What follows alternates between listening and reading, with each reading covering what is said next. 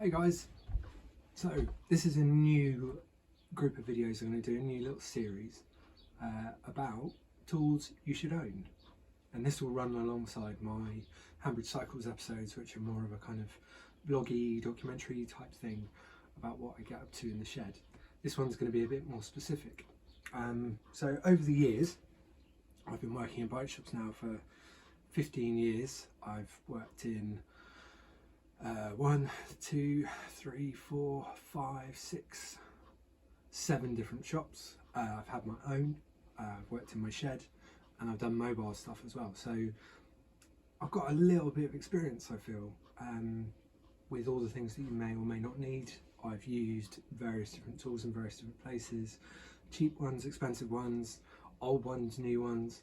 I've bought many myself, borrowed, and so on and so forth. So hopefully I'll be able to give you some insight in the best way to spend your money on tools that will help you look after your bike, and maybe things that will cross over to look after your house, your car, or whatever else you might want to tinker around with. So this is the preface for this, where I'll explain the series, and then I'll do individual episodes on different sort of headings, as it were.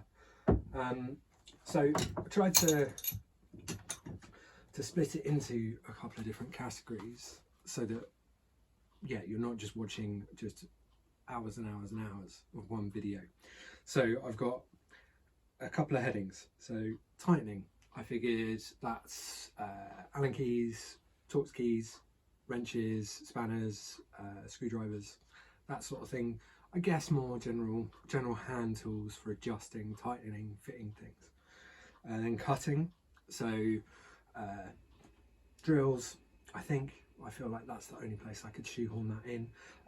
Knives, saws, various things like that. Holding would be vices, work stands, wheel trim, jigs. Hitting, hammers, that's quite self-explanatory. I love a hammer, got a lot of hammers, a lot of specific uses for hammers, so maybe we can run through that. Inflating, that speaks for itself, pumps, compressors, hand pumps, track pumps, etc.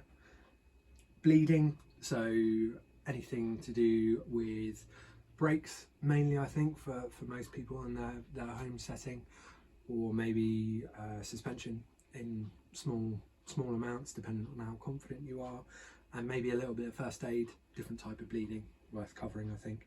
Cleaning, so that'll be the various different cleaning solutions, chemicals and things I use, and my setup for washing bikes and cleaning parts and looking after things.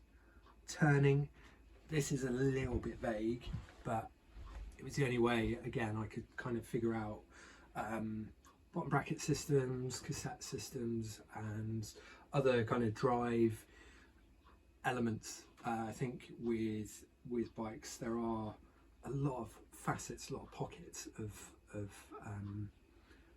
specific tools. So I felt like that would be a way to just kind of get those together. Making, there's a small amount of fabricating in what I do. Maybe we'd look at files, grinders. Again, maybe a bit on saws and drills and other bits. Bending, frame alignment, derailleur hanger, maybe a bit of wheel trimming in there as well, like to an extent you're bending a wheel to straighten it. And then the last one, which was something I added in the last couple of days, which is space. We all want to do different things with our bikes, and various other things that we're fixing. So how can that space work for you? Whether it's your driveway, garage, shed, kitchen, you know, wherever you end up, there's potentially some pointers I can give you on that. So yeah, here we go. That's the introduction. The last thing to say would be that I want this to be accessible for everyone. It's not going to be how to set up a completely pro workshop, because I think there's always going to be things I miss. Let alone what you're doing in a maybe more amateur setting. So yeah, whether or not you're wanting to just switch a stem or fit your own tyres or change some brake pads or something like that, whether you want an idea of what tools you might want to take out with you while you're riding, or whether you are thinking about looking after your bikes yourself solely without depending on a bike shop or a workshop. Maybe you'll pick up some things as well. I think the main thing that I'll probably come back to a lot is that you buy cheap and buy twice.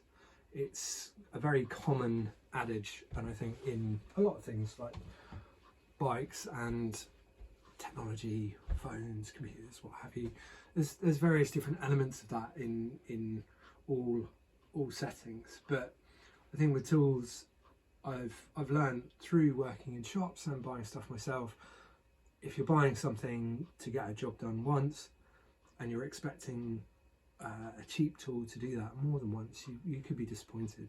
But things wear quicker if they're cheaper, they're not made to the same standard, they're not as comfortable to use, they haven't been so well thought out. You might struggle to find spares for them, they might not be able to be serviced. There's various things about warranty and other bits.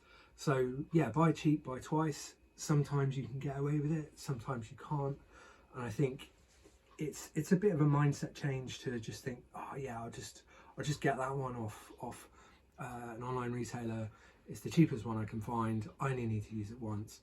But maybe you don't. Maybe you'll find that you get another bike that's got the same cassette system. Like maybe you'll realise that changing your bottom bracket isn't as difficult as you thought. So you might want to start doing it on your bike more often. Maybe you don't need to take it into the shop.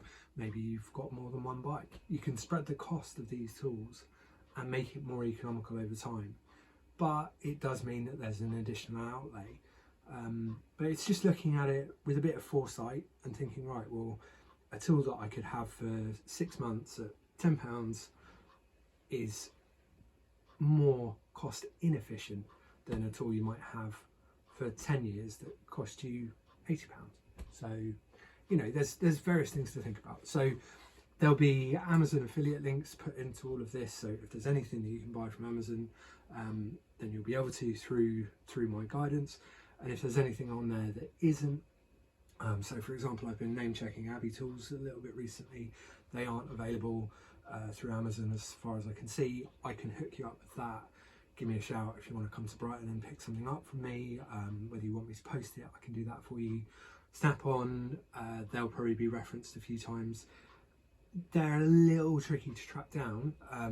It's usually a rep that will have a van with all of his tools and trinkets in, and you'll have to schedule in meeting them and getting an account set up. But once that's done, it's quite straightforward. There is a small online presence for Snap-on.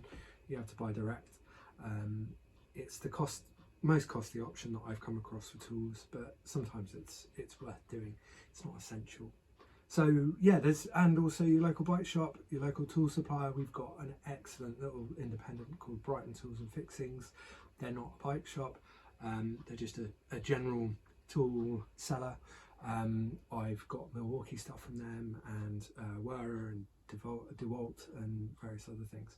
So it's worth looking up what you've got in your local area that can keep you out of the big name places. Look after those smaller enterprises. It's something that's worth paying for. So that's the introduction. I will now start up doing the first of these videos. So click through, there'll be a playlist. You can pick and choose what you do and don't want.